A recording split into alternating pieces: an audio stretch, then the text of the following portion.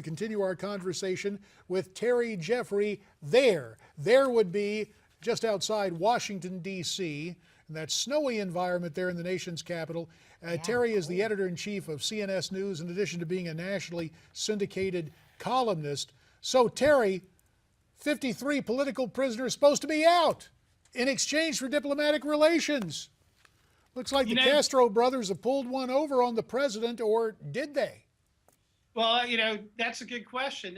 I thought the most troubling thing when President Obama came out and announced he was going to renew diplomatic relations with Cuba was the moral equivalence in his speech. In fact, there were things in there where his tone and his language suggested that he thought the United States was at fault with the nature of our relationship with Cuba for the last 5 decades.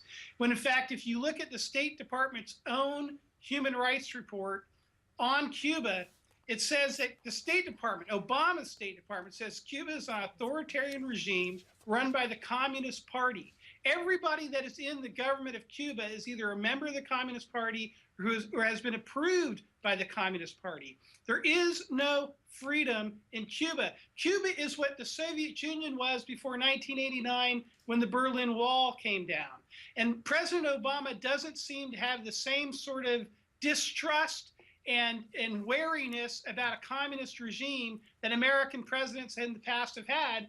And quite frankly, I think that's because, to a certain degree, President Obama has an empathy for the sort of Marxism that the Castro brothers have advanced in Cuba. Well, Terry, having said that, presidential hopeful Rand Paul said he agreed with Obama's decision to do this. Will that hurt him for 2016? It could, but let me say this. Having said what I just said, I do not believe having diplomatic relations with Cuba is necessarily a mistake.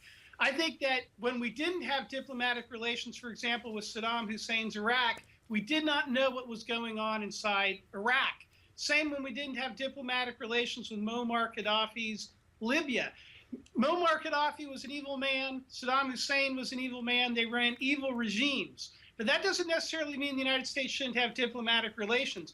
During the Cold War, the United States had diplomatic relations with the Soviet Union. We had diplomatic relations with Stalin's Soviet Union. Ronald Reagan met with Mikhail Gorbachev, even though Mikhail Gorbachev was the communist dictator of the Soviet Union. So diplomatic relations is one thing, moral equivalence is another, and the sanctions and the way we treat Cuba other than diplomatic relations ought to be based on the reality of the regime rather than some sort of fantasy we have about it. Well, let me bring, for lack of a better term, diplomatic relations back domestically.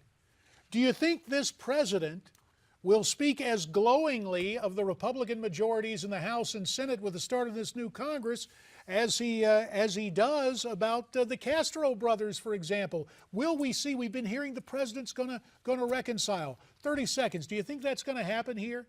Well, I think that John Boehner and Mitch McConnell have signaled that they want to do business with President Obama. So personally, I think that's bad for the whole country. To the degree that they agree on things, it's bad. JD, we already have a massive government moving towards $4 trillion in spending. We ran up the debt more than $700 billion last year. We need a Congress that resists big government, and that means resisting President Obama.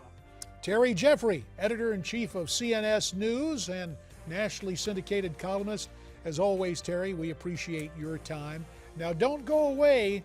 Some more interesting topics to discuss before we take our leave here on America's Forum.